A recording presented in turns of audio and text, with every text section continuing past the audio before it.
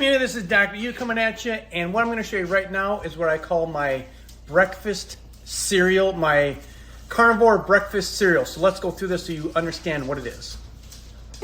Okay, so this is the breakfast cereal. This is my beef. I basically cook up 3 pounds of beef and go through that in about 2 days.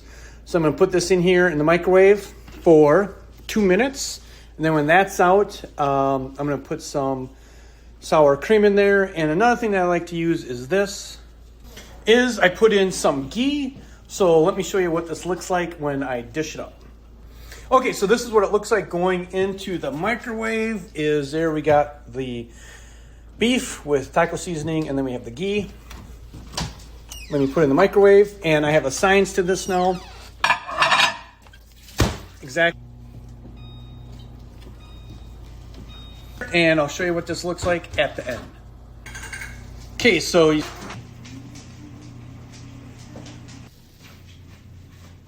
there it is mixed up.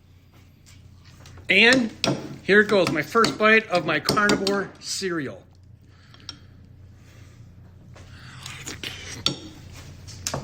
Try it, it's great.